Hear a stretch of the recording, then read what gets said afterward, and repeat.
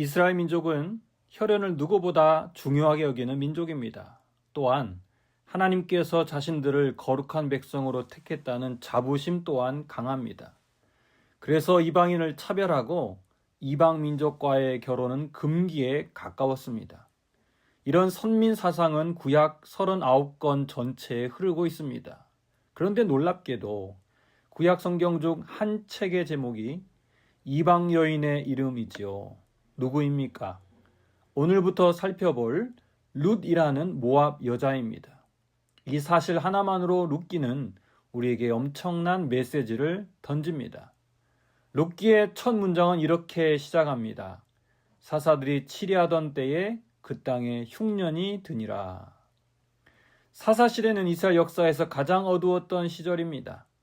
하나님을 떠난 이스라엘이 자신들 마음대로 살던 무질서한 시대였습니다. 이것이 룻기의 배경입니다. 이 혼란한 시대에 유다 베들레헴에 살던 엘리멜렉이라는 사람이 자신의 아내와 두 아들을 데리고 모압 지방으로 이주를 하며 이야기는 시작됩니다. 요즘으로 하면 잘 살아보려고 다른 나라에 이민을 간 것입니다. 그런데 이것이 불행의 시작이었습니다. 모압 땅으로 이주한 지 얼마 지나지 않아 남편 엘리멜렉이 죽습니다. 두 아들은 모압 여인들과 결혼했지만 두 아들마저 허망하게 세상을 떠나고 맙니다. 모압에 온 지 불과 10년 만에 나오미는 남편과 아들 모든 것을 잃어버렸습니다. 대가 끊겼습니다. 가문이 완전히 풍비박산 난 것이지요. 지금도 남편이 없는 여인, 더군다나 자신을 봉양할 아들까지 잃은 여인은 살아가기가 어렵습니다. 하물며 고대 사회에서 남편과 아들을 모두 잃은 과부는 사회적 보호막이 전혀 없는 존재였습니다. 먹을 것도 없고 의지할 것도 없고 미래도 없습니다. 나옴이라는 이름의 뜻이 기쁨, 즐거움인데 역설적이게 지금 그녀의 삶에는 온통 슬픔과 고통뿐이었습니다. 이 절망적인 상황에서 나오미는 결심을 합니다. 고향 베들레헴으로 돌아가기로 한 것이지요. 그 귀한 길에 두 며느리 룻과 오르바가 함께 나섭니다. 그런데 나오미는 길 가다 멈추어 두 며느리에게 이렇게 말합니다. 8절을 보겠습니다. 나오미가 두 며느리에게 이르되 너희는 각기 너희 어머니의 집으로 돌아가라. 너희가 죽은 자들과 나를 선대한 것 같이 여호와께서 너희를 선대하시기를 원하며 너희는 각각 너희 어머니의 집으로 돌아가라. 여러분, 이것은 시어머니가 며느리에게 해줄 수 있는 가장 큰 배려였습니다. 나오미는 아무리 생각해도 자녀도 없이 남편을 잃은 두 며느리를 데려가는 것은 앞길이 창창한 이들을 막는 것이라 생각한 것입니다. 나는 더 이상 너희에게 줄 것이 없다. 한 살이라도 젊을 때 좋은 사람 만나서 새 삶을 살아라. 아마 이런 말을 하며 그들을 돌려보내지 않았을까 합니다. 그러자 이들이 어떻게 합니까? 처음에는 룻도 오르바도 어머니와 함께 가겠다며 울며 말합니다. 이 부분을 보면 나오미가 남편과 자식 복은 없어도 며느리 복은 있었던 것으로 보입니다. 그러나 나오미는 재차 그들을 설득하며 돌아가라고 합니다. 이때 오르바는 울면서 나오미와 작별하고 고향으로 돌아갑니다. 어쩌면 당연한 선택이었습니다. 대부분의 사람이 그 선택을 했을 겁니다. 하지만 룻은 달랐습니다. 14절을 보십시오. 그들이 소리를 높여 다시 울더니 오르바는 그의 시어머니에게 입맞추되 룻은 그를 붙쫓았더라. 오르바는 이별의 입맞춤을 하고 떠났지만 성경은 룻은 시어머니 나오미를 붙쫓았다라고 말합니다. 붙쫓다. 구어체에는 잘 쓰지 않는 말이지만 국어사전을 보면 존경하거나 섬겨 따르다, 섬기어 가까이 따르다는 의미입니다.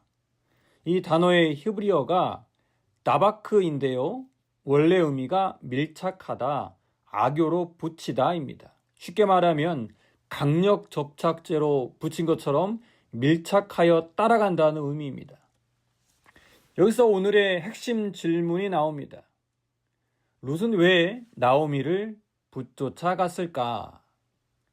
이스라엘 땅에 가면 룻을 기다리는 것은 따뜻한 환영이 아닙니다.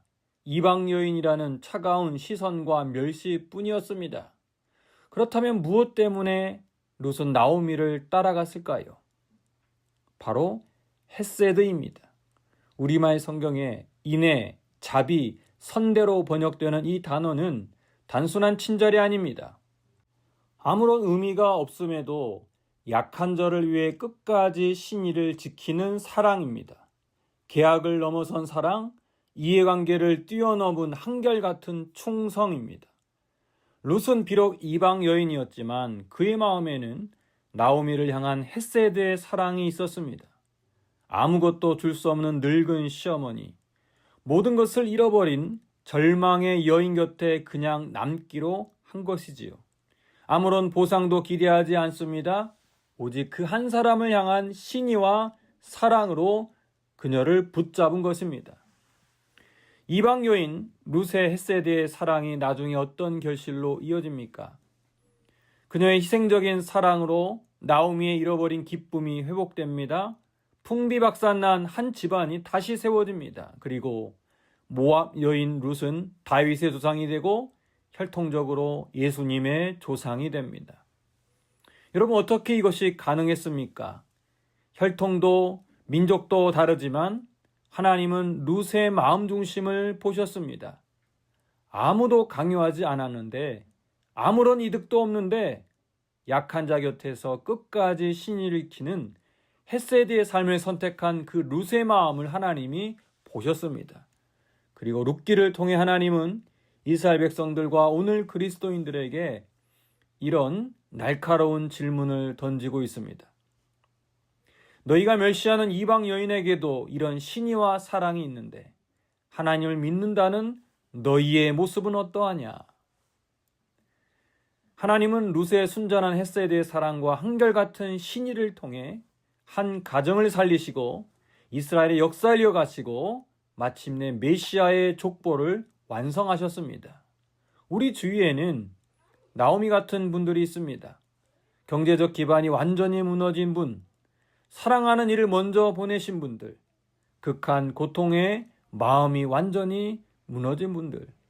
여러분, 이분들에게 룻이 베푼 헤세드의 사랑을 나누는 그리스도인 되기를 간절히 소망합니다. 기도하겠습니다.